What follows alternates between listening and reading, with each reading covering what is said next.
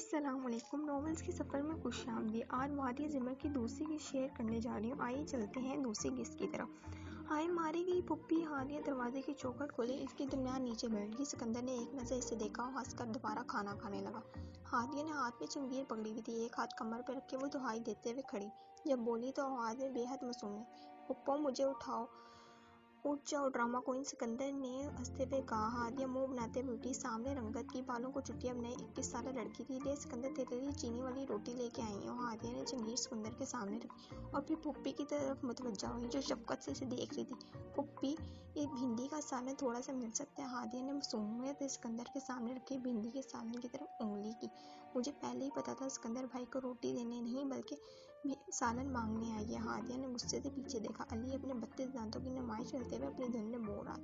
وہ 12 سالہ موٹو، جی اس کا نام محلے والوں نے موٹو رکھا تھا کیونکہ اس کا پیٹ کافی بڑا اور موٹا تھا۔ بچے اسے کمینہ بھی کہتے تھے کیونکہ وہ دوسروں کی چیزیں چھین کر کھانے میں مزہ آتا تھا۔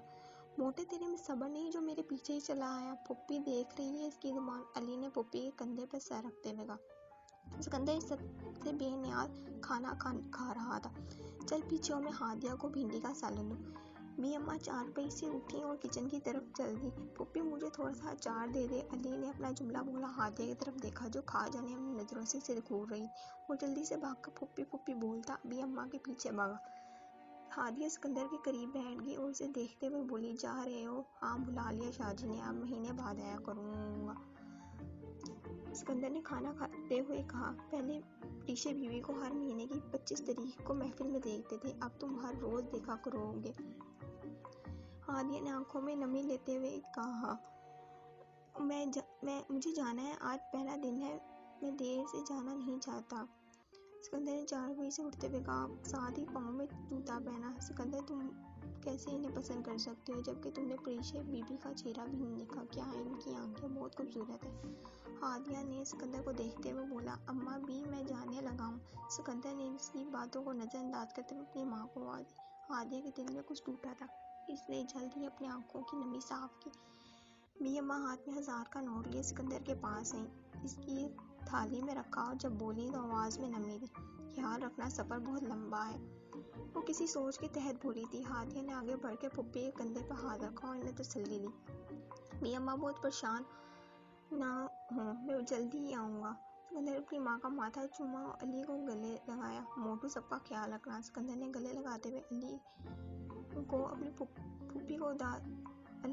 پھپھی کو اداس دیکھ کر اداس ہو گیا۔ جی بھائی، اس نے اداسی سے کہا۔ سکندر نے ہادیہ کی طرف نہیں دیکھا تھا، وہ جانتا تھا وہ ضرور رکنے کا کہے گی۔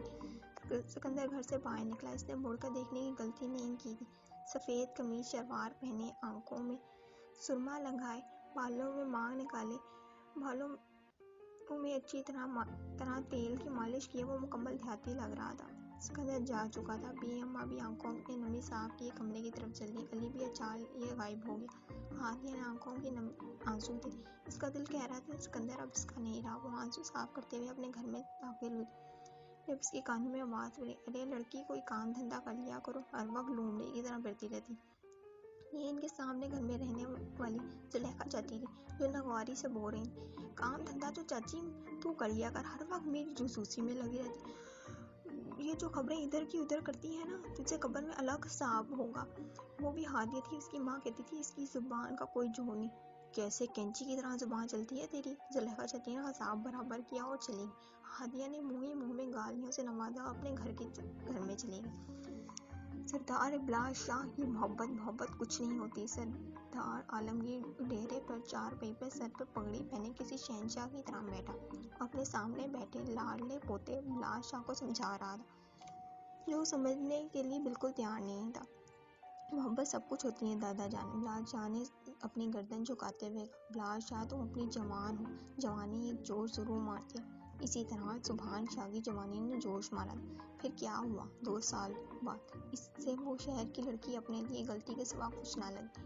یہ بات ابلاس شاہ جانتا تھا، وہ اس کے تایا ابو کو اس بات کے تانے اکثر ہی ملتے رہتے تھے، انہوں نے شہر کی لڑکی سے شادی کی اور خاندان والوں کو تسلیم نہیں کی، انہوں نے شہر میں رکھا لیکن پھر 2 سال بعد چھوڑ کر آ گئے۔